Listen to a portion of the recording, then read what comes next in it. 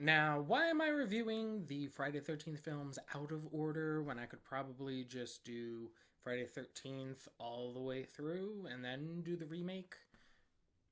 Probably because I really enjoyed Jason Takes Manhattan, which is a little weird seeing as how nobody really enjoyed that movie at all.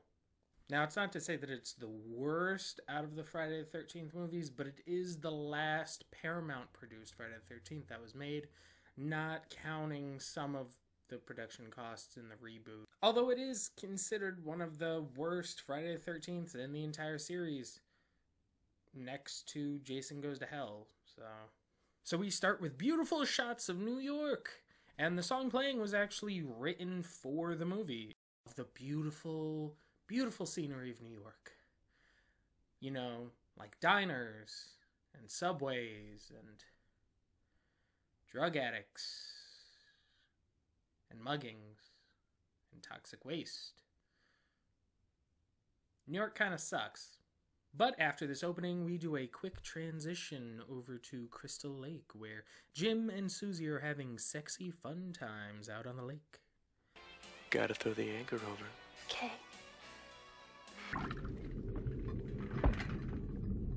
Wouldn't you know it, the anchor just happens to fall right before a power line that's going under the lake that just happens to be also right under Jason. Coincidences in this series just never end. They do try to make it look like the electricity is probably what brought back Jason. I think it's pretty safe to assume that two teenagers fucking on a lake is probably what brought him back. Jim scares Susie with a very convincing, looks just like Jason style hockey mask. Jason grabs a spear and is dressed to kill now.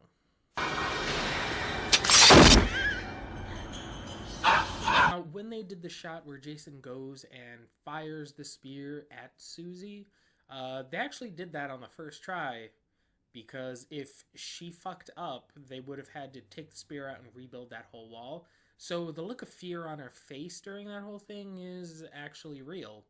After Susie runs for her life and just happens to leave Jim behind and let him get murdered, Susie hides in the worst fucking place you can hide in.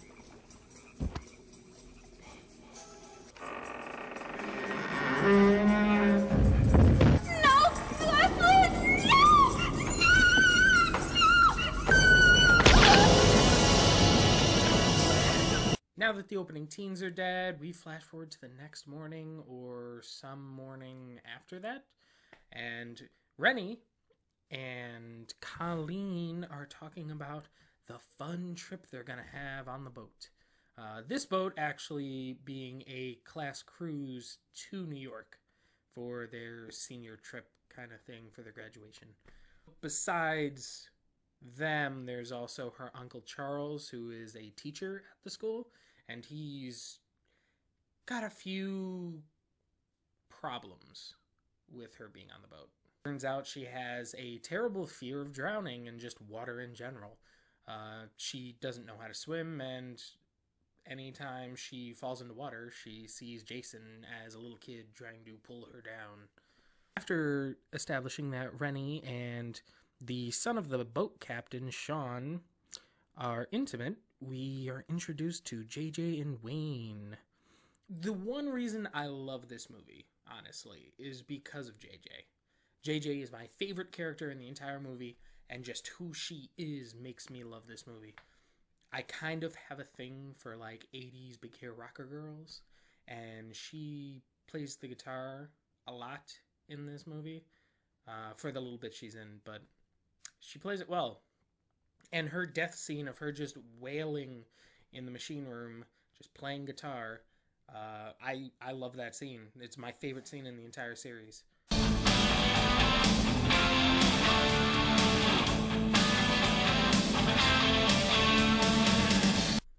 After introducing a bunch of nobody really cares about characters except Tamara, who's pretty much the bitch girl in this movie, and Julius, who's the only black guy, so you're pretty much guaranteed he's going to die in an 80s horror movie. We skip over to Jason going into a sauna and, you know, just relaxing.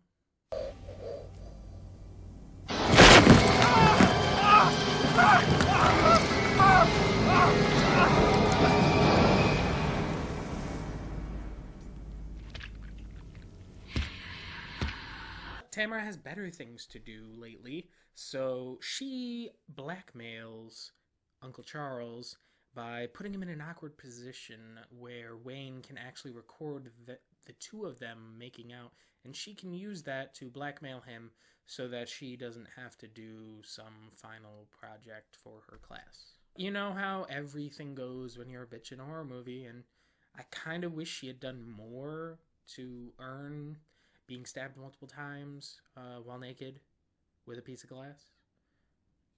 After Jason kills the captain and his first mate, everybody's pretty much aware that somebody's going around killing people.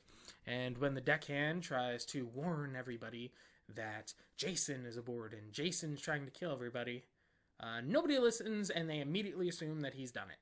Everyone decides to split up at this point, and Jason picks everybody off, so the remaining people, being Rennie, Colleen, Sean, Charles, and Julius, get on the boat. Well, not the boat, a lifeboat, and escape before the ship sinks. They make it to New York, and wouldn't you know it, those junkies from the opening, they turned out to be important people. Important in the way that they're kidnapping Rennie and going to gangbang her. Now, the group decides to split up again and look for the cops. Unfortunately, this really doesn't go well for Julius, who has a boxing match on top of the roof after being chased by Jason for a bit. Take your best shot.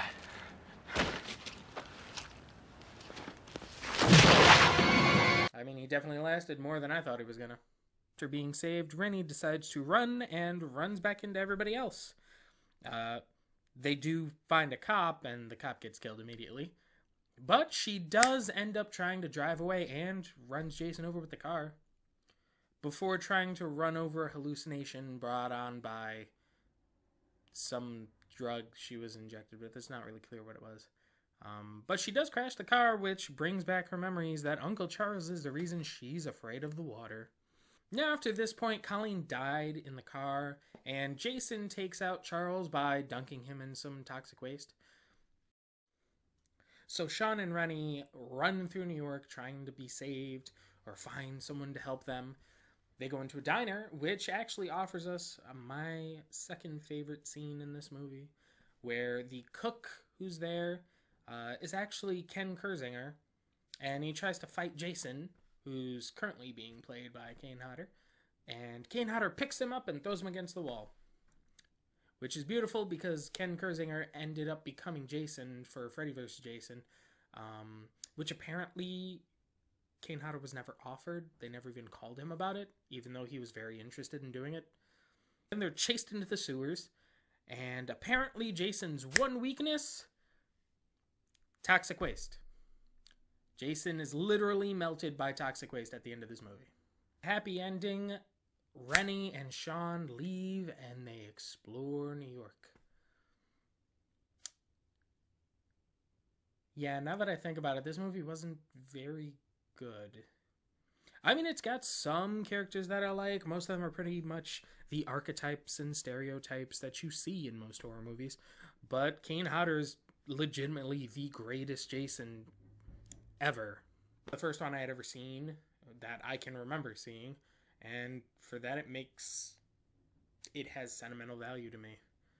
So I can't really rate it lower than a 4. I know most people will rate it much lower, but I'm going to rate it 4 misleading titles out of 5.